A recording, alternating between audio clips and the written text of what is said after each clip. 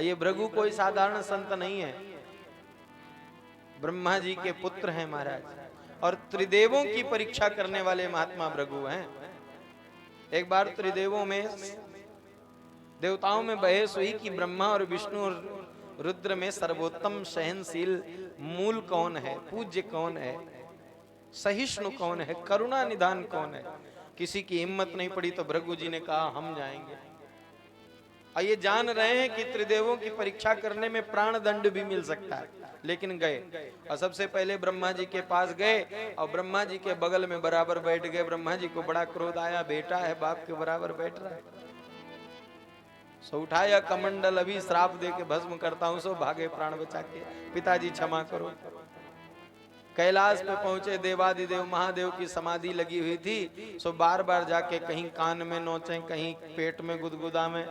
समाधि छूटी तो भोले बाबा को बड़ा क्रोध आवा, उठाया त्रिशूल, आज यही नष्ट कर दूंगा। सो वहां से प्राण बचा के भगे। अब आए बैकुंठ में, भगवान शेषनाग पर बड़े आनंद से सो रहे हैं। शेष सैया पर सोए ठाकुर जी को देखा, लक्ष्मी जी चढ़ चाप रही थी। सो भृगु जी गए और खींच के भगवान नारायण के छाती पे लात मारी। इतनी जोर की लात मारी कि भगवान के मुंह से आह निकली, बड़ी जोर की। लक्ष्मी मैया ने सोचा आज तो सुदर्शन भगवान नष्ट कर देंगे महात्मा जी को, आज इनका आखिरी क्षण है ये। लेकिन धन्य हमारे ठाकुर जी, जैसे ही सामने महात्मा भृगु को देखा तो जो चरण उन्होंने छाती पे मारा था भगवान के, ऐसो को दयाल जगमाही, आप कृपा करें। आप समझिए ये दयालुता हमारे ठाकुर जी की। जो चरण भृगु जी ने छाती पे लात मारी है, वही चरण पकड़ के भगवान अपने हाथों से सहलाने लगे, बड़ी जोर जोर से रोने लगे।